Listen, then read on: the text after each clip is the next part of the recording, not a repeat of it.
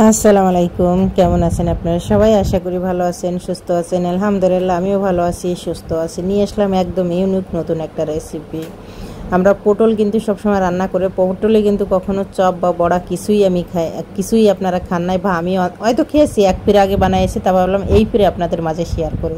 আলুর চপ, বেগুনি সব কিছু আমরা খাই, কিন্তু পটল দিয়ে যে এত মজার একটা চপ বানানো যায়, সেটা আসলে না বানাইলে না খাইলে এটা বোঝা যাবে না এটা কতটা টেস্ট। একদম অসাধারণ একটা রেসিপি, একদম নতুনত্ব। তাহলে এখানে বেগুন, আলু টালু কিচ্ছু লাগবে না, জাস্ট লাগবে পটল।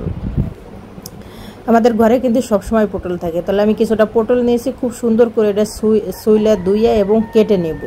দেখুন আমি সুলে নিয়েছি এবং ধুয়ে টুয়ে কেটে নিয়েছি। এরকম এক সাইডে একটু বাঁধানো থাকবে, আর এক সাইড একদম আমি কেটে নেব, ফাড়া ফাড়া করে নেব।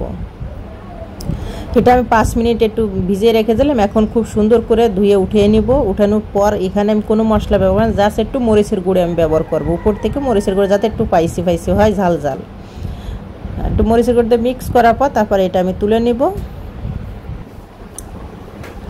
দেখুন ঠিক এই পথেই কিন্তু একটা পটল কিন্তু 2 ভাগ করে নিতে হবে, বেশি কাটা যাবে না, তাহলে কিন্তু এই সবগুলো কিন্তু বেশি ভালো হবে না। দেখি আপনারা বুঝতে পারছেন। এখানে লবণ দেওয়ার দরকার না, তাহলে এক্সট্রা পানিটা বের হয়ে যাবে। এখানে আমি বেসন নিয়েছি, এটা কিন্তু আমার হোমমেড ঘরে বানানো বেসন, সেই বেসনটা আমি ব্যবহার করেছি। দিয়ে দিলাম 1 চামচের মতো কালো জিরা, পরিমাণ মতন হলুদ, পরিমাণ মতন মরিচের গুঁড়ো, পরিমাণ মতন লবণ ব্যবহার করেছি, আর 1 চামচের মতন জিরে গুঁড়ো ব্যবহার করেছি। আর কিছুই এখানে লাগবে না। এখন শুধু নর্মাল পানিতে আমি খুব সুন্দর করে এটা মিশিয়ে নেব। আস্তে আস্তে এখানে কিন্তু কোনো বেকিং চুড়া, বেকিং পাউডার আমি কিচ্ছু ব্যবহার করবো না, জাস্ট নর্মাল পানিতে এটা খুব সুন্দর করে একটু কোট করে নেব। দেখেই বুঝতে হবে কেরম আমি মিশিয়ে নিয়েছি। একটু ঘন করে, বেশি পাতলা করলে এতে যত পটল এই জন্য লাগবে না, একটু ঘন করে নেওয়ার জন্য, বেশি ঘনও না বেশি পাতলাও না। এটা কয়েক মিনিট ধরে খুব সুন্দর করে ফাটিয়ে নিব আমি। এটা হয়ে গেছে। এখন চলে যাব মেন প্রিপারেশনে। দেখুন এটা আমি জাস্ট 5 মিনিট রেস্টে রেখে দিয়েছিলাম। এখন 5 মিনিট পর চলে আসলাম চুলায়। দেখুন এরম, দেখুন একদম পুরোটা কোট করা বলা, তারপর ব্যাটারটা এরমটাই হবে। এখন খুব উল্টে পাল্টে চুবে আমি ব্যাটারটা খুব 2 পাশে লাগিয়ে নেব। লাগিয়ে নিয়ে আগের থেকে আমি তেল গরম দিয়ে দিয়েছিলাম। তেলটা অবশ্যই খুব সুন্দর করে গরম করে নেবেন, নইলে কিন্তু নিচে থেকে লেগে যাওয়ার সম্ভাবনা থাকে। এক এক করে আমি এই পথে পটলের চপগুলো ভেজে নেব। আর এখন কিন্তু হেউজ পরিমাণে গ্রাম অঞ্চলে সব জায়গায় কিন্তু বৃষ্টি নামতেছে, আর বৃষ্টির মধ্যে যদি হয় এরকম পটলের চপ, আমাদের পটল কিন্তু ঘরে কিন্তু নষ্ট হয়ে যায়, আমরা খাইতে হয়তো ভাল লাগে না এটা সেটা। এই জন্য একবার হইলে এই পথে পটলের এই রেসিপিটা ট্রাই করেন। এই বৃষ্টির সময় অসাধারণ লাগবে। এর সাথে যদি 1 কাপ চা হয়, তারপরে আপনার টমেটো সসটা যাই হোক যদি হয়, তাহলে আর আমার মনে হয় কিচ্ছু লাগবে না। আর বাচ্চাদের খুব দুর্দান্ত একটা রেসিপি, বাচ্চাদের তো খুবই পছন্দ। তাহলে দেখুন আমি বানিয়ে নিলাম। এখন সুন্দর একটা কালার আসা পর্যন্ত আমি ভেজে নেব। এটা কিন্তু ভিতরে কুক হয়ে যায়, কোনো পটলে কোনো গন্ধই আপনি পাবেন না। উপরে হবে একদম ক্রিস্পি হবে, ভিতরে একদম সফট টাইপের হবে, এত দুর্দান্ত। যখন এরম হয়ে যাবে তখন আপনারা তুলে নেবেন। আর খুব সুন্দর একটু প্রথমে একটু আঁচটা একটু বেশি দিলে পরে নর্মাল আছে কিন্তু ভেজে নেবেন, যাতে একদম ভিতর থেকে কুক হয়ে আসে। আর সুন্দর একটা কালার আসা পর্যন্ত অপেক্ষা করতে হবে।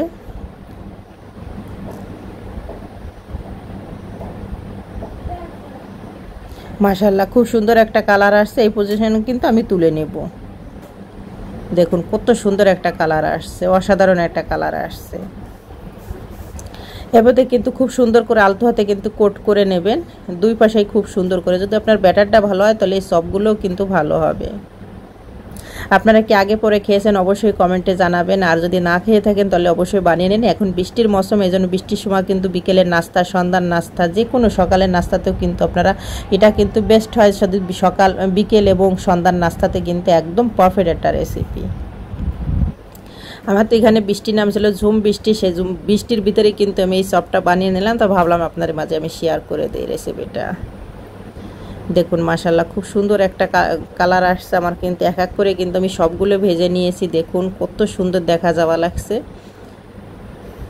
আপনাদের পছন্দ অনুযায়ী আপনারা প্লেটিং করে নিতে পারেন। আপনাদের পছন্দ অনুযায়ী এখানে যে কোনো সস আপনারা ব্যবহার করতে পারেন, সে সস দিয়েই কিন্তু সব সস দিয়েই কিন্তু এখানে দুর্দান্ত যাবে। আর এতটা টেস্ট এখানে কিন্তু সসেরও কিন্তু কখনো প্রয়োজন হয় না, এমনিই কিন্তু অসাধারণ একটা রেসিপি। দুর্দান্ত একটা রেসিপি। তাহলে আপনারা ট্রাই করুন। আর যদি আমার এই রেসিপি যদি ভালো লাগে, আমার সাথে থাকুন, পাশে থাকুন, কষ্ট করে রেসিপি তৈরি করে আপনারা লাইক, কমেন্ট এবং শেয়ার করে দেবেন, অন্য মানুষের দেখার সুযোগ করে দেবেন। কেমন লাগলো অবশ্যই কমেন্টে জানাবেন। আর অবশ্যই আমার চ্যানেলটা সাবস্ক্রাইব করে আমার পাশে থাকবেন।